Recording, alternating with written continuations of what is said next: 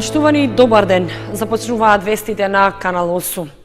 Општините од источниот и од североисточниот регион ја започнаа постапката за формирање меѓуопштинско предпријатие за собирање на цврст отпад.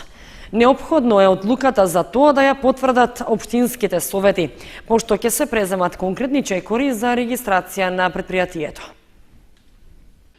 11 општини од источниот и 7 од североисточниот плански регион во државата ја започнаа постапката за формирање заедничко меѓуопштинско предпријатие за собирање и депонирање на комуналниот отпад. Станува збор за формирање заедничка компанија која ќе стопанисува соидната регионална депонија, што треба да биде лоцирана во атарот на Свети Николе.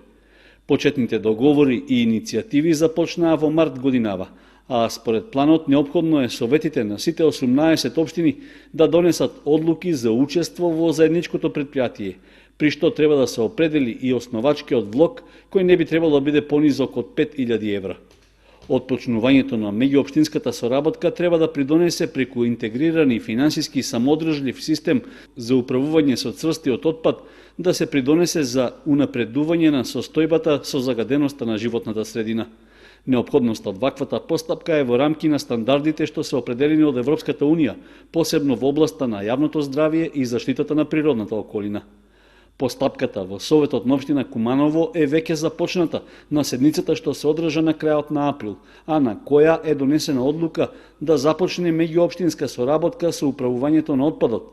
Таквиот предлог е доставен и до советите на останатите 17 вклучени локални самоуправи од двата региона.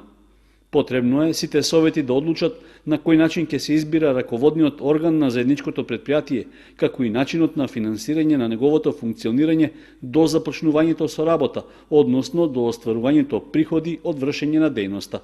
Предложено е седиштето на заедничкото предпријатие кое ќе стопанисува со регионалната депонија да биде во Свети Николе, но постои можност тоа да се премести и во општината во која има најголем број корисници на услугите.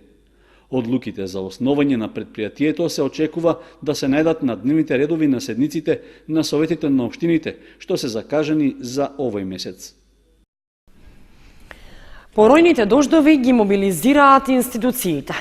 Кризниот штаб на општина Виница заседаваше по втор пат. Произлегоа повеќе предлози за преземање конкретни мерки на терен. На иницијатива на градоначалникот Ивица Димитров по втор пат заседаваше кризниот штаб на општина Виница, во кој членуваат представници од институциите кои треба први да реагираат во случај на елементарни непогоди. Констатирајќи актуелната состојба во општината во очекување на нови врнежи кои се во најава од метеоролошките служби, од состанокот произлегоа повеќе предлози за преземање конкретни мерки на терен, а тоа се: сите институции под надлежност на општината во текот на денот најдоцна до 13 часот да назначат одговорни лица кои ќе бидат мобилни 24 часа во случај на евентуални поплави. Дирекцијата за заштита и спасување, Центарот за управување со кризи и територијалната противпожарна единица на Виница да ја проверат техничката исправност на расположливите возила и материјално-технички ресурси. Јавното комунално предпријатие Солидарност со сиот свој расположлив капацитет да биде во фаза на подготвеност за брзо и ефикасно делување на терен во случај на поплави. Да се направи обиколка на речните корита во општината, да се согледаат ризиците и потребата од евентуално делување и расчистување на истите. Акција беше спроведена и во текот на викендот. Сите организации, како Црвен крст, Здравствен дом, АРМ, да бидат подготвени за делување во случај на временски непогоди.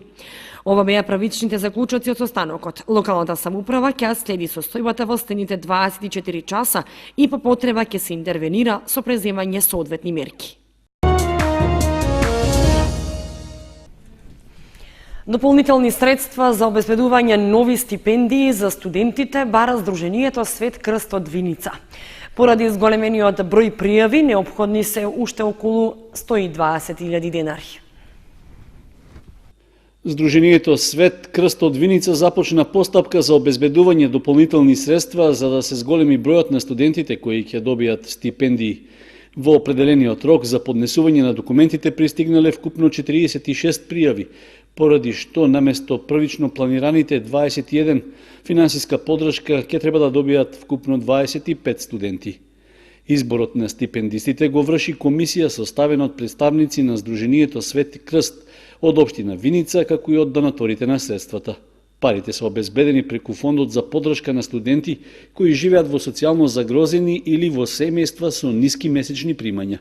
Висината на стипендиите дополнително ќе биде утврдена во зависност од донациите што ќе пристигнат од локалните компании, но според најавите на претходно планираните околу половина милион денари потребно е да се додадат уште околу 120.000 денари, што би биле доволни за 9-месечна поддршка на студентите.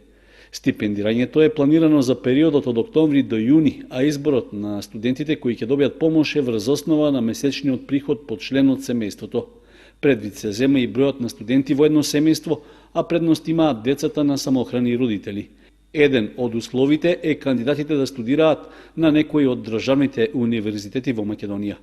Доделувањето на финансиската помош за студентите, Сдруженијето Свет Крст ја започна пред 10 години, а по неколкогодишниот прекин активноста беше обновена минатата година со стипендирање на 21 студент кои добиваа помош од 2200 денари месечно. Доставувањето на потребните пријави и соодветната документација се реализираше во просториите на општина Виница и се одвиваше на почетокот од оваа година. Во Центарот за култура Бели Мугри беше промовиран романот на годината "Некој бил тука" од Николина Андова Шопова. Настанот го организира општина Кучани во соработка со Фондацијата Славко Јаневски, Центарот за култура Бели Мугри и Средното општинско училиште Гошо Викентиев. Во изложбениот салон во Центарот за култура Бели Мугри беше промовиран романот на годината "Некој бил тука" од Николина Андова Шопова. Ова е нејзин прв роман. До сега има напишано и издадено 2 поетски книги, а за првиот роман ја добива и наградата Роман на годината за 2018, што ја доделува Фондацијата Славко Јаневски. За првата книга, за првата поетска книга ја добив наградата Мостови на струга. Така што драго ми е што и со овој прв роман ми се укажува таква чест и таква радост, затоа што ова е навистина една од наградите кои што успеа да го задржи своето реноме и се надевам дека ќе ми отвори некои врати. Ако кажам дека ова е роман за загубата, за човек кој минува низ некоја одредена траума и се труди повторно да воспостави контакт со себе, со сопствениот живот, тоа можеби нема да значи ништо, затоа што вредноста на едно дело во оние специфики негови, а за тоа секако треба да се прочита книгата. Веќе подготвувам една книга за деца ќе биде овој пат и за возрастни и се надевам дека во текот на следната година ќе имаме и нова книга. Делото го промовираше Фросина Пармаковска, минатогодишна лауреатка на наградата, а извадоци од романот "Некој бил тука" читаа ученици од Средното училиште Гошо Викентиев и представници од Фондацијата Славко Јаневски. Секогаш се трудиме да избереме компетентно соодветно жири, имаше голема конкуренција, 36 романи, добри автори, добри романи. На крајот победува, предпоставувам, значи беше со мнозинство гласови овој роман, предпоставувам дека на крај и некои лични афинитети на жирито пресудуваат, бидејќи мене како фондација ми е најважно во најтесниот избор да влезат добри романи и тоа се случува секоја година. Оваа година е 20-та година на роман на годината, тоа потврдува дека оваа награда има своје реноме, свое место во македонската култура. Фондацијата Славко Јаневски ја доделува 2 години, толку постоиме, ја доделуваше претходно Утрински весник и кога замре Утрински, односно кога прекина да излегува Утрински весник, практички ја формиравме фондацијата да не прекине оваа награда, бидејќи во Македонија континуитет многу тешко се создава, многу брзо се урива традицијата. Името на фондацијата го исто не е случајно, се разбира, Славко Јаневски, бидејќи автор на првиот македонски роман и веќе кога го зедовме тоа име, почнавме многу посериозно да се бавиме со промоција на културните вредности. Следната година е 100 години од раѓањето на Славко Јаневски, па очекуваме дека ќе имаме богата и квалитетна програма. Во официјалниот дел беа представени и изданијата Село за 7 јасени на Славко Јаневски и првиот број на списанието Архив Јаневски. Настанот го организира општина Кочани во соработка со Фондацијата Славко Јаневски, Центарот за култура Бели Мугри и Средното општинско училиште Гошо Викентиев. Општина Кочани втора година организира промоција на романот на годината. Според Љубинка Ајтовска, координаторка за еднакви можности на жените и мажите во општината, идејата за овој настан дојде како резултат на родовата статистика, која вели дека од 1999 година до сега, од 20 доделени награди за роман на годината, само 6 се на жени. Представувањето на наградените авторки пред кочанската публика е еден вид охрабрување на жените и да пишуваат, да творат и да конкурираат за високите книжевни награди, објаснува Ајтовска.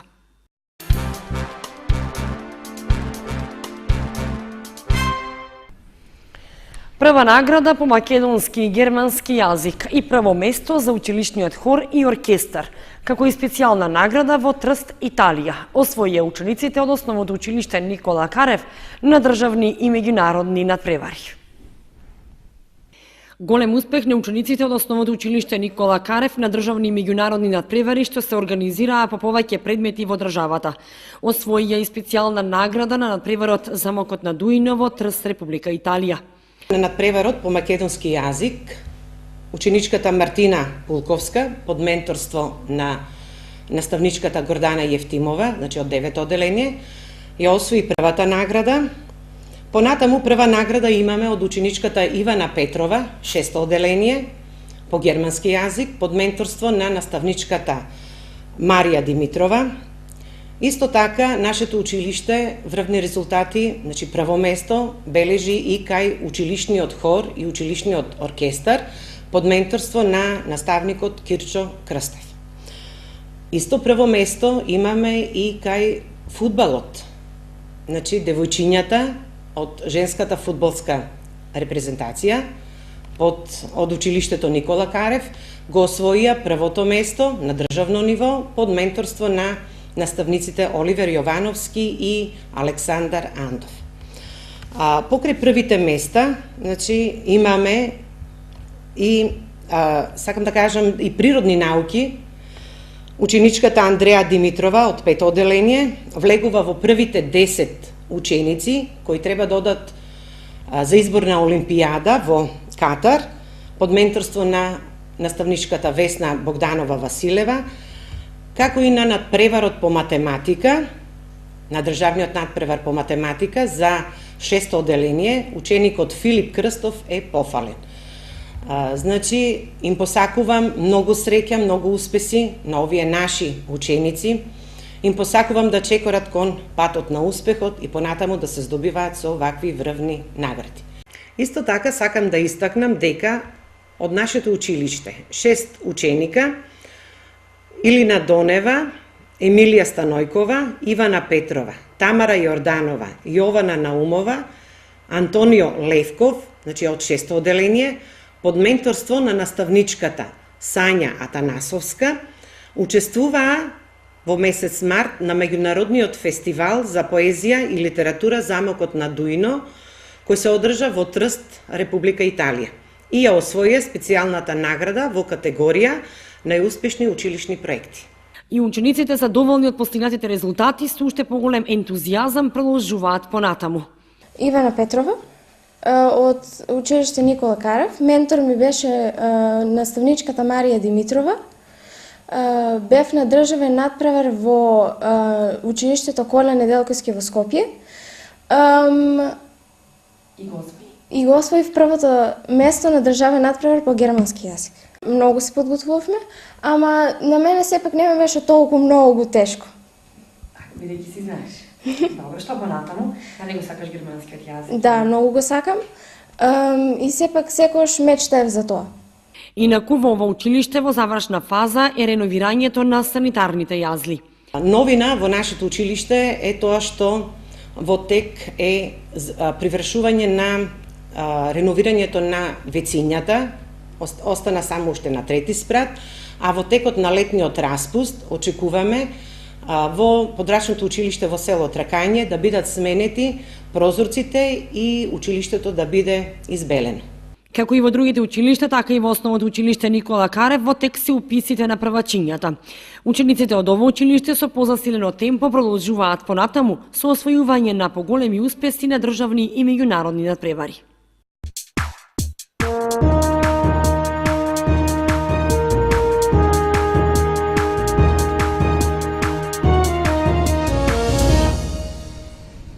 Следуваат информациите од спортот.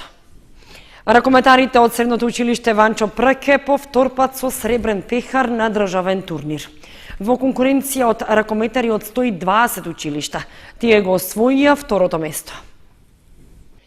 Ракометарите од училишниот клуб при средното општинско училиште Ванчо Прке Виница повтор пат се изборија за висок пласман меѓу своите врсници од 120 средни училишта во државата, со што на општината и го донесоа високото второ место и ја пласираа меѓу најдобрите во ракометот. На завршниот турнир средното општинско училиште Ванчо Прке го освои сребрениот пехар повтор пат, но играчите и професорот и тренер на клубот Торо Спорт Тодорчо Николов порачуваат дека веќе наредната година ќе се борат да го освојат златниот пехар и да бидат први во Македонија. В четврток на стадионот Никола Мантов ќе се одигра за останатиот надпревар во првата фудбалска лига за жени меѓу женскиот фудбалски клуб Кочани и АС Юнајтед од Струга. Средбата е закажана со почеток од 12 часот. По 10-дневна пауза, конечно екипата на женскиот фудбалски клуб Кочани ќе одигра првенствен надпревар во рамки на првата фудбалска лига во женска конкуренција. За вчетврток на стадионот Никола Мантов е закажана средбата со екипата на АС Юнајтед од Струга во рамки на заостанатиот надпревар од 21-то коло. Со оглед што стружанки се во горниот дел на табелата, односно со 47 бода во моментот се на третата позиција, може да се очекува тежок меч за нашиот тим, кој на последното гостување во Прилеп против естоимената екипа загуби со висок резултат од 10:2. Нашиот женски фудбалски праволигаш во моментот е на 10-та позиција со 17 бода, колку што има и конкурентот Атлетико од Битола. Сепак, покрај надпреварот со АС Юнајтед, ЖФК Кочани треба да одигра уште еден надпревар од 22-то коло, што е закажан за идната среда во Велес против Борец. Тоа значи дека доколку на еден од овие два надпревари извлече барем бод, екипата ќе го подобри бодовното салдо и ќе има можност за поместување нагоре на табелата. Средбата со АС Юнајтед в четврток на стадионот во Кочани се игра со почеток од 12 часот.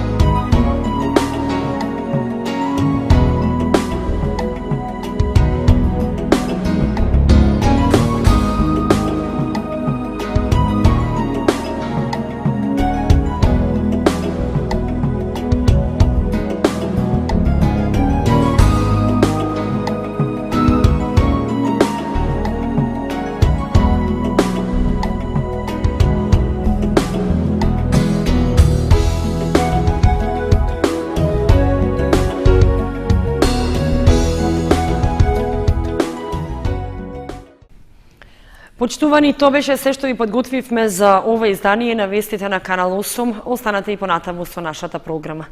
Довидување.